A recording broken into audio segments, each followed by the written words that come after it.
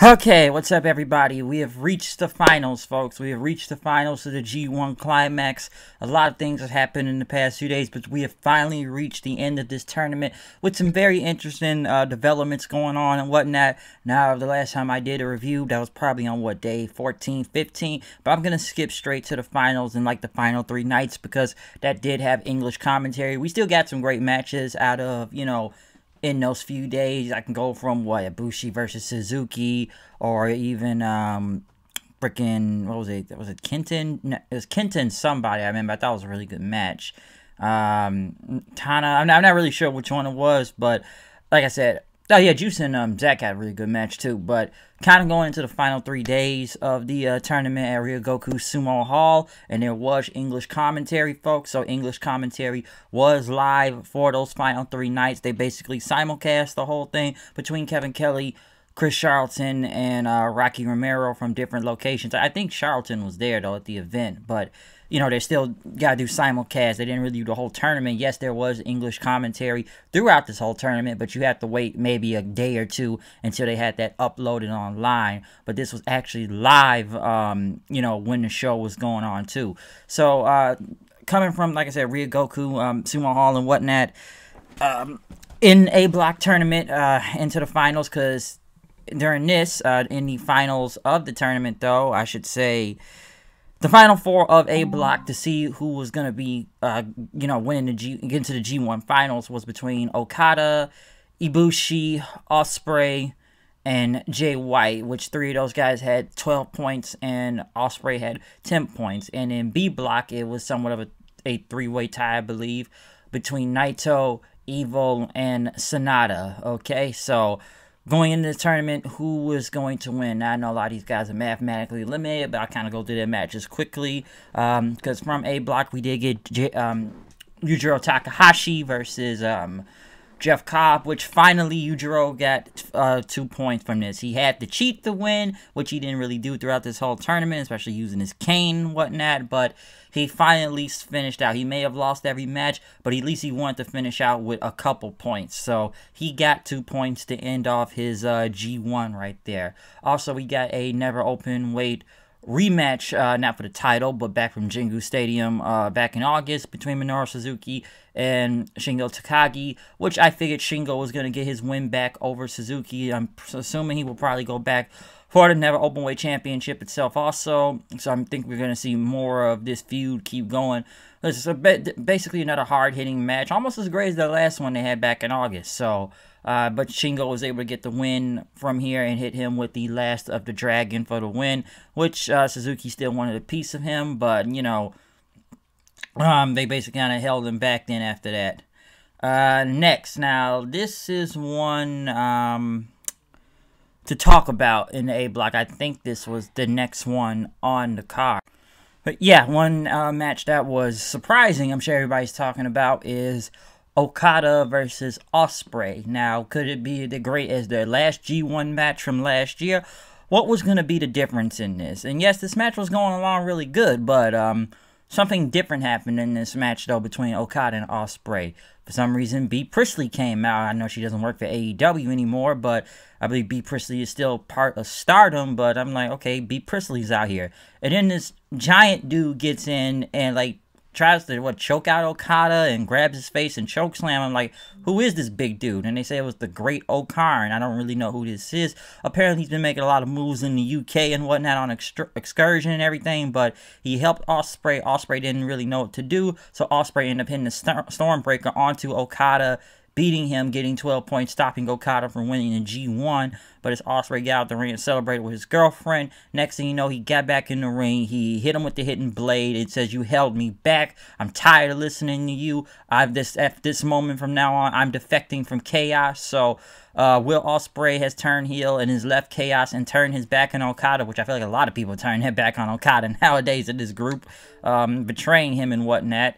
But yes, he did turn on Okada, and now, I don't know, is he forming his own faction? I don't know what they're doing with Will Ospreay. It is interesting that they brought in Bea Priestley, though, his girlfriend and whatnot. Now, I will say, yes, New Japan, the parent company, I should say, owns both New Japan and Stardom. Maybe they're trying to get Stardom and New Japan to work with each other a little bit more, because, get to like the next night or two in a second, because we did kind of see her come out with her championship belt. But I was really shocked that they had Ospreay turn heel and whatnot. I didn't really expect that to happen and whatnot, because they've always been keeping this guy as a top face, but now he's turned his back on Okada, and like I said, his girlfriend, which they don't really, sometimes they don't really bring a lot of women in the company to have a prominent role or whatnot, which we have seen before. But even Ospreay said this isn't just some eye candy anything. So B. Priestley has been kind of getting involved with the matches. Like I said, I don't know a lot about the Great O'Khan, but I guess that's Ospreay's heavy right now, his bodyguard and whatnot. So I don't know what to expect from this, but he is out of chaos right now. I don't know what his new group is going to be called or who he's going to recruit in all of this, but very interesting. They had Will Ospreay turn heel. Next, we got a kick fest, I should say, or almost kickboxing between Taichi and Kota Ibushi. Basically, these two guys kicked the living dog fuck out of each other. They did not put one wrestling move in, did not punch one time. It was just straight up kicking, until Ibushi got the Kamigoye and won. If you want to see two guys kick each other real hard, that's the match you may want to look at right there, because that's basically what it was. They kicked the living dog crap. No punches thrown, no wrestling moves being thrown, none of that. Just straight up kicking each other to death. And Ibushi ended up winning, getting 14 points. And then we get to the main event between Jay White and Tomohiro Ishii. I actually almost thought Jay White was going to win. That was my pick to win A Block this year. But he did not win, and Ishii ended up getting a brain buster on him, winning as Jay White was pissed off then. So Ibushi moved on into the A Block then. Obviously, I still think it's going to be some Bullet Club Civil War thing going on. We've seen that lately of both Evil and Jay White taking shots at each other. And, Evil saying, can you really trust Gedo, Jay? So, and we don't even have all the other Bullet Club members still here in Japan right now. However, they will get them. We still don't have GOD. We still don't have Bad Luck Fale. We still don't have Chase Owens over here. Or any other member I'm missing, please inform me. But, yeah, we don't really have them all here right now, okay? So it's still people missing. We don't have a New Japan, and I still think it's gonna be some type of civil war thing going on and whatnot. So yeah, I don't know what to really think what's gonna happen next with this, okay? I don't know, but I still think it's gonna be a Bullet Club Civil War. But into the final night of B Block though. B Block, who do we start off with? Yano and Yoshihashi. Of course, this was going to be some type of comedy match right here. As a lot of people say that people thought Yano was going to win since he had 3 wins in a row at first in the G1. And folks wondering, is this guy really going to win it? But that did not happen. Yoshihashi at least finally got his, at least a couple more points to finish out his tournament. Juice Robinson went against Hiroki Goto. I didn't know Goto was hurt at the beginning of this tournament from Kenta. I knew his shoulder was taped up, and I wondered why he was getting pinned real fast and whatnot several times. But I guess he was hurt throughout this tournament, but he did recover and whatnot. But Juice Robinson ended up getting the win over him, finishing out his tournament with, I think, about 8 points, which I think that's only mostly been averaging most of the time, but he wants to go higher. Hiroshi Tanahashi versus Zack Sabre Jr.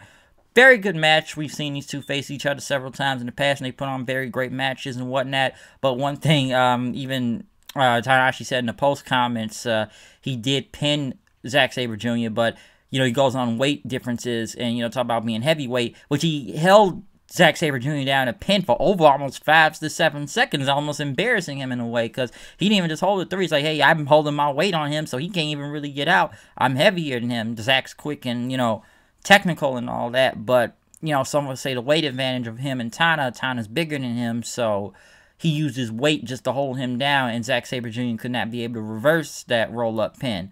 So Tana ended up getting the win right there. Finishing his G1 with, I think, about 10 points, if I'm not mistaken. Naito versus Kenta. Could Kenta be able to stop Naito's momentum? Naito having 12 points. Hiromu Takahashi was on commentary, by the way. I should say that too. And whatnot. But Naito thought he was going to get the win over Kenta, think he could win the G1 while still being the double champion. He went for Destino, but Kenta ended up hitting a roll-up on him for the win. Naito was very disappointed and pissed, thought he was going to win the B block, but Kenta was able to stop him then. So Naito didn't really have much of a chance winning after that. But in the main event, we got Evil versus Sonata, who will be the one to win the B block. Which, of course, Dick Togo got involved, but Hiromu jumped the table and ended up helping Sonata also. Sonata ended up hitting a roll-up win onto Evil for the win, which he's going on the B block and whatnot. Evil was pissed off and everything, but yes, Sonata was able to get the win, which, I almost didn't think he was going to get to win the block in general, because, yes, he did lose 3 matches in the first at the beginning, but he still made it to the finals. That's what Jay White did last year, because he lost 3 matches in a row, but he got all his wins and still made it to the finals of last year's tournament and whatnot. I still think it was probably going to be some type of Bullet Club Civil War in the main event of, both A block and B block. That's what I thought was going to happen, but I guess they weren't going to go for that with Evil and Jay White, because I kind of was expecting that to happen, but it didn't happen. So it ended up being Sonata winning. So for the G1 finals, it was going to be Kota Ibushi versus Sonata to see who's going to go on to Wrestle Kingdom in main event. But in the final night of the G1, there was a couple tag matches here and there. At least we got to see some people kind of back in the fold in New Japan. What was it? Chaos, Yano, Yoshihashi, Tomohiro Ishii, and Hiroki Goto versus Zack Sabre Jr., Taichi, El Desperado, and Doki. I gotta say, Suzuki going home a lot of tag gold right now. Suzuki got the win. They let Doki get the win after hitting the Zack Mephisto on him, or whatever. I think it's a Black Mephisto, but Zack hit a kick, I remember, and whatnot, or the Mephisto driver, whichever one it's called. But I guess they want to go after the Never Open Weight, depending who is gonna go for it. Hiromu Takahashi and Shingo Takagi went against Minoru Suzuki and Yoshinobu Kawamaru. LIJ got the win. I guess, Hiromu holding up those tag belts, and Shingo still going after the Never Openweight title. Next, another, 8-man tag. Master Wato, haven't seen him in a minute. Jeff Cobb, Juice Robinson, Hiroshi Tanahashi versus Bullet Club, Jay White, Kenta, Gedo, and Taiji Ishimori. They basically got the win. Well, Tana got the submission over Gedo and whatnot. So they won an 8-man tag. One big announcement they did have: there will be a Wrestle Kingdom coming January, Wrestle Kingdom 15. It will be 2 nights again, January 4th and 5th. Now, I know it's going to be probably a lot of questions going into Wrestle Kingdom when it comes around. Because, listen, you look at the year New Japan has had, which, yes, they did come back in June, but they had to take almost 3-4 months off due to the whole pandemic. I don't know how Wrestle Kingdom is going to work this year, especially with a half-capacity crowd into the Tokyo Dome. And then I'm sure there'll be questions that are going to be answered in the coming days and whatnot, but some are wondering how will international fans be able to get over there. Listen, I don't really know how the pandemic's going on over there in Japan. I know it's still going, but I don't think it's bad as it is over here in America right now, because it looks like shit over here right now, okay? But I don't really know how it's going over there. Obviously, New Japan's been able to run shows with fans and whatnot, which, yeah, I've already talked about my differences, but I think something with the difference between New Japan and America is that a lot of fans in Japan, they're going to pay attention to the damn rules and not try to do their own bullshit. Maybe that's how we haven't heard a lot of cases when New Japan has been running these shows and whatnot, because they can't make noise, so they just have to, clap their hands, stomp their feet, or they're giving them noisemakers, I heard, because they don't want nobody yelling through the mask to get particles out, because everybody is masked into the events and whatnot and separated from each other. So I don't know how that's going to work in the Tokyo Dome. I don't know how they're going to get fans, because it's a big event, okay? And a lot of fans come from all around the world to come see Wrestle Kingdom, okay? It's a very big international event. It was really sold out a lot this year, especially the first night. Night 2, I think it was off about 10,000 fans, if I'm not mistaken, but night 1 was jam-packed. I just don't know how it's going to work where they have capacity Tokyo Dome, okay? And I know some people think it's going to be a lot of fans by next year, but obviously I don't see that happening. This virus is still going, and it's still looking like shit out here right now, okay? It hasn't really gotten better, to be honest with you, but hey, that's my opinion, though, okay? I'm just going by stuff I read and whatnot, but I don't know how Wrestle Kingdom is going to work this year, though.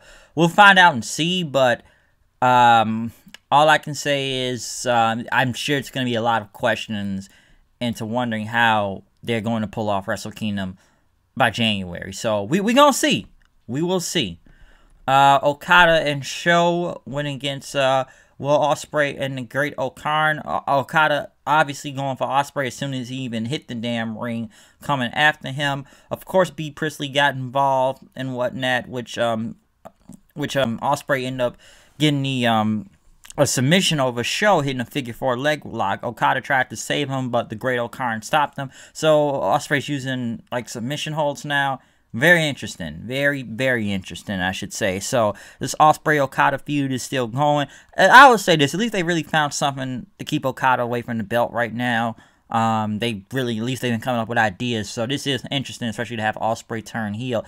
Which, you know, you look at the story of it. This is the guy that brought, isn't this the guy that brought Ospreay into New Japan and recruited him to Chaos himself?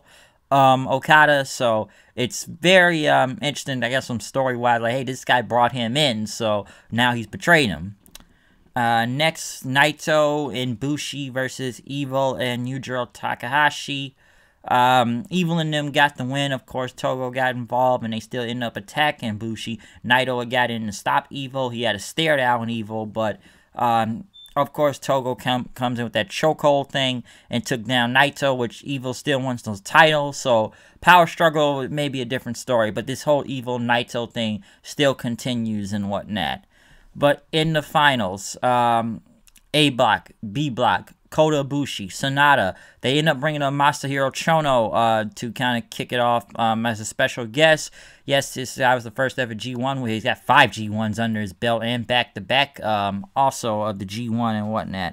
But he talked about the pandemic and, you know, how New Japan and fans have been fighting strong and that the G1, the goddamn G1 as Chris Charlton translated, is still moving on and New Japan still continues strong. So Kota Ibushi, who's basically hit a three-peat at this point, has made it to the finals of the G1 3 years in a row, okay? He's basically won. He got to the finals in 2018. He won last year's G1, and now could he win this one? This match between him and Sonata was fantastic, okay? This was awesome, and some people really do believe that Sonata possibly got robbed, because even though at 3-something a.m. watching this show, I was at the edge of my seat. I ain't gonna lie, all right? Especially, I'm sure everybody saw about the pin Sonata did, which was like 2.9 seconds. Even I kept saying, that was 3. That was 3. That was 3. He had that one. He had that one. I really believed he had that one. I was surprised that was a 2 count.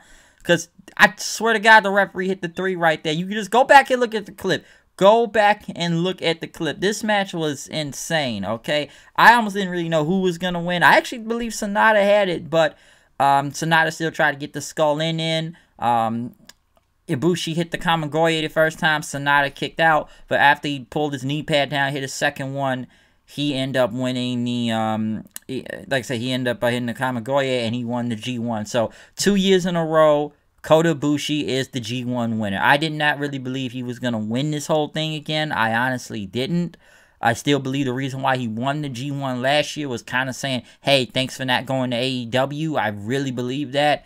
I just felt like, hey, we gave you the main event of Wrestle Kingdom, but you're still not going to win the belt. Now things could probably be different this year. And yes, he would like fans, but I'm sure everybody will love all the fans back in jam-packed capacity. But still going to go to Wrestle Kingdom anyway. So as of this moment, right now, I guess the main event of Wrestle Kingdom, whatever night that will be Naito versus Ibushi for the title.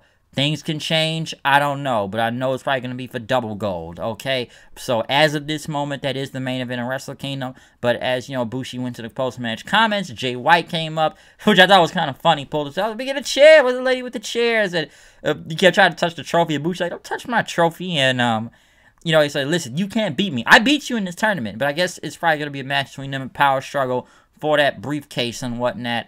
to see who will main event Wrestle Kingdom. So Jay White says, I'm coming for you. He said, let me get a beer. Like, Ibushi had a beer, like, come by. They did a toast that, you know, Jay White walked off as, you know, Ibushi trying to throw the drink at him, okay? So, obviously, probably power struggle. We will see Jay White versus Ibushi for the G1, you know, briefcase final winner and whatnot, okay? You know, overall, this entire tournament, I've enjoyed this tournament, okay? Now, I knew the tournament was going to be in the fall to begin with, even before the pandemic, due to the Olympics. But then again, I almost didn't think the G1 was still coming back anyways, just due to the pandemic in general. But somehow, some way, New Japan was able to make that work. And I enjoyed the tournament. I really did. It was good.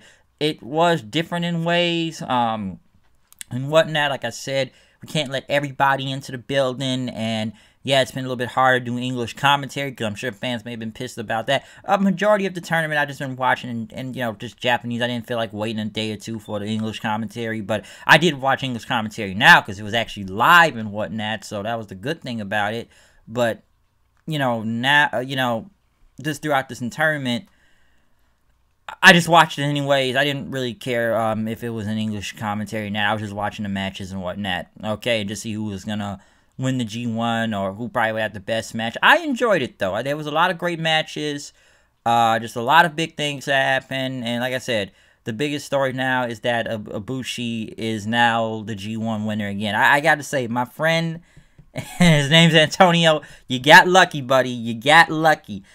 You kept saying Ibushi, that's your boy, and I didn't really believe you when you say he was going to win, but he did win, but now he's got to face Naito for the title. So, as of this moment, things can still change, but we gonna see what happens in Wrestle Kingdom, because we've seen Naito and Ibushi kill each other damn near several times. So, I don't know. I didn't really think the guy was going to win it again this year, 2 years in a row. I actually thought Sonata was going to be the new one to do it, but Sonata got close. But all I can say is we just going to have to wait and see what happens, okay?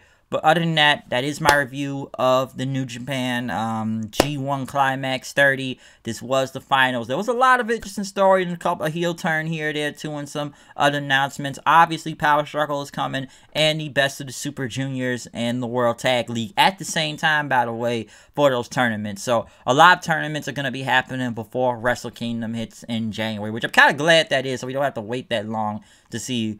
Because usually when G1 happens, you have to wait like several months until Wrestle Kingdom, like almost 6 months, 6 to 5 months, because this term is usually in July, but since it was in September of the fall this year, ending in October, makes it a little bit closer to get to. So we will see what happens. But other than that, comment, subscribe, follow me on Twitter. I hope you all enjoyed this entire tournament as much as I have enjoyed it. I watched it damn near every day. So yeah, other than that, I'm out of here. I'll see you guys later. Peace, comment, subscribe.